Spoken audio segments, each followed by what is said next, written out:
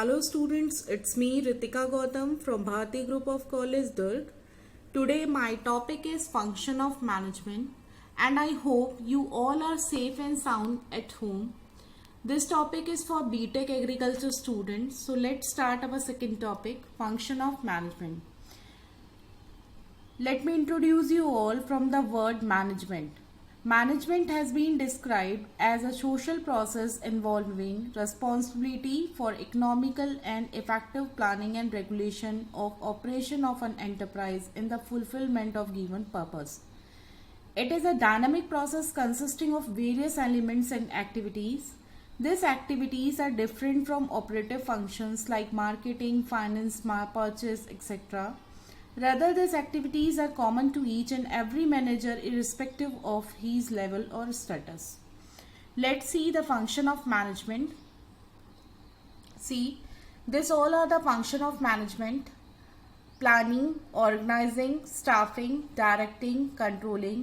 In my first chapter, I had already told about entrepreneur and entrepreneurship and what are the importance of entrepreneur for the economic growth of nation. So here is the management function. In management function, we are going to learn these 5 elements, that is planning, organizing, staffing, directing, controlling. See, what do you understand by the term planning? Planning is the process of setting goals and charting the best way of action for achieving the goal. Planning मतलब होता है कि हम जब कोई भी चीज़ें start करते हैं, जैसे आप एग्ज़ाम में भी पढ़ना स्टार्ट करते हो तो सबसे पहले आप क्या करते हो, आप प्लानिंग करते हो। प्लानिंग करते हो कि आपको कौन से बुक्स प्रेफर करने हैं, आपको स्टडी मटेरियल कहाँ से लेना है, सारी चीज़ें आप डिसाइड करते हो। तो planning is our first element और बहुत इम्पॉर्टेंट एलिमेंट होता है एक फंक्शंस मैनेजमेंट फंक्शन का, क्योंकि बिना प्लानिंग के आपका कोई भी काम नहीं हो सकता, प्रॉपर नहीं हो सकता। काम तो हो सकता है लेकिन प्रॉपर सही तरीके से नहीं हो सकता, तो प्लानिंग बहुत ज़रूरी होता है। सेकेंड है हमारा organising. Organising is the process of allocating and arranging work, authority and resources to the member of the organisation so that they can successfully execute the plan. आपने सारी चीज़ें प्लान कर ली, फिर उसके बाद आपने प्लानिंग की, उस प्लान को इम्प्लीमेंट करने के लिए आपको सारी चीज़ें प्रॉपर अरेंज करनी पड़ेंगी और proper resources member of organ सबको प्रोवाइड करना पड़ेगा, तभी आप प्लानिंग को एग्जीक्यूट कर पाएंगे। तो ये वो कहलाता है ऑर्गेनाइजिंग। फिर कहलाता है स्टाफिंग। स्टाफिंग मतलब होता है जैसे आपने प्लानिंग कर लिया, फिर आपने सही मटेरियल सारी चीज़ों को अरेंज कर लिया, उसके बाद काम आता है आपका स्टाफिंग का। स्टाफिंग मतलब होता है आपने जो काम स्टार्ट किया है, आपको उसमें कितने लोगों की ज़रूरत है, आपने उसमें प्लानिंग में डिसाइड कर लिया था कितने लोगों की ज़रूरत है, तो स्टाफिंग में आप उस लोगों को फिल करेंगे। Staffing is the process of filling the position in the organization and keeping them filled. Staffing is the process of recruiting and selecting the right person for the right job at the right time in the right place. क्यों बोला गया है ऐसा? क्योंकि यदि आप staffing मतलब आप रिक्रूटमेंट आपको करना है, आपको स्टाफ की ज़रूरत है, लेकिन आप कुछ पैसे बचाने के लिए या फिर कोई और रीज़न होने के कारण आप स्टाफिंग नहीं कर रहे हैं, आप रिक्रूटमेंट प्रॉपर टाइम पे नहीं कर रहे हैं, तो बाद में करने का आपका यूज़ है क्या? नहीं, क्योंकि बाद में आप करेंगे तो ऑलरेडी आपका वो डिले हो जाएगा, जो प्रोसेस आप चाह रहे हैं वो आपका डिले हो जाए रहेगा। इसलिए स्टाफिंग जो प्रोसेस है, रिक्रूटमेंट जो प्रोसेस है, उसमें हमको सही पर्सन को सही टाइम पे, सही जॉब पे, सही प्लेस पे रखना होता है। फिर आता है अब leading. Leading involves directing, influencing and motivating employees to perform essential task. This function involve display of leadership quality, different leadership style, different influencing power with excellent ability of communication and motivation.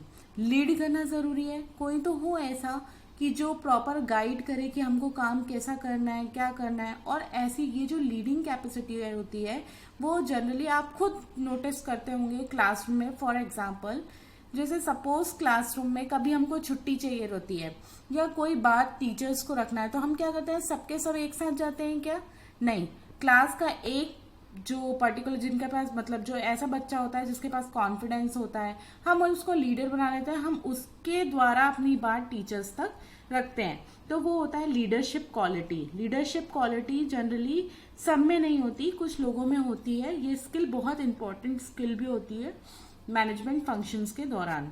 फिर आता है controlling. Controlling is the process of devising various checks to ensure that planned performance is actually achieved. It involves ensuring the actual activities.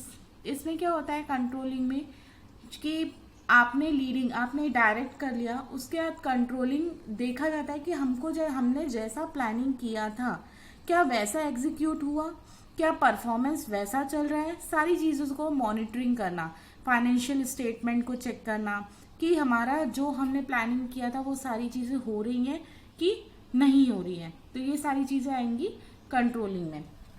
Planning, organising, staffing, leading, controlling.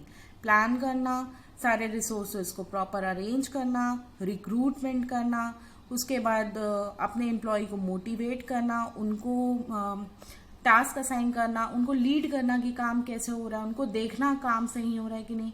Controlling में check करना कि जितने भी हमारे process अभी तक हुए हैं, जो हमने प्लानिंग में एक्चुअली प्लान किया था, क्या वो अचीव हुआ कि नहीं हुआ। मॉनिटरिंग करना कि हमारे फाइनेंशियल स्टेटमेंट को मॉनिटरिंग करना कि क्या वो चीज़ें हमको इम्प्लीमेंट जो करना था हमको प्लानिंग के दौरान, वो चीज़ें हमको मिली कि नहीं मिली। तो ये हमारे 5 फंक्शंस हैं मैनेजमेंट के, जो बहुत इंपॉर्टेंट फंक्शंस हैं। अभी देखिए ये है इम्पोर्टेंस ऑफ प्लानिंग। ये कुछ मैंने पॉइंट्स लिखे हैं कि क्यों प्लानिंग की इम्पोर्टेंस है, क्योंकि uncertainty of risk, overlapping and wasteful activity को रिड्यूस करता है, प्रमोट इनोवेटिव आइडियाज। तो ये कुछ पॉइंट्स हैं, फीचर्स ऑफ प्लानिंग है। और प्लानिंग क्या होती है, हमेशा कंटिन्यूअस प्रोसेस होता है, वो कभी बंद नहीं होता। प्लानिंग हमेशा फ्लेक्सिबिलिटी भी हमको रखना पड़ता है, क्योंकि समय के साथ हमको अपने डिसीजंस को चेंज भी करना पड़ता है एक बिजनेस में, एंटरप्रेनर अच्छा बनने के लिए, एंटरप्राइज में। अभी देखिए इम्पोर्टेंस ऑफ ऑर्गेनाइजिंग। ऑर्गेनाइजिंग का क्या इम्पोर्टेंस है, coordination, encourage good human relations, stimulate innovations and technology, optimum use of technology। ये सारा इम्पोर्टेंस है हमारा ऑर्गेनाइजिंग का। अब ये हुआ हमारा importance of staffing, optimum use of. आप यदि सही पर्सन को रिक्रूट करोगे तो प्रॉपर रिसोर्सेज यूज होगा, आपकी इंस्टीट्यूट का इमेज हाई होगा, जॉब सेटिस्फैक्शन रहेगा। Importance of directing. डायरेक्टिंग से क्या है प्रॉफिट है, सबसे पहले डायरेक्ट करेंगे तो आपका सही काम होगा। Initiate action, direction, integrate employ efforts, employ का जो एफर्ट है वो सही डायरेक्शन में लगेगा, मैक्सिमम आउटपुट मिलेगा आपको। Importance of control. कंट्रोलिंग का क्या है, मेकिंग प्लानिंग, जो प्लान आपने किया था effective, organisational effectiveness, prevent misuse of delegate authority. ये सारी चीज़ें इंपॉर्टेंस है हमारे कंट्रोलिंग का। So hope you understand. Thank you.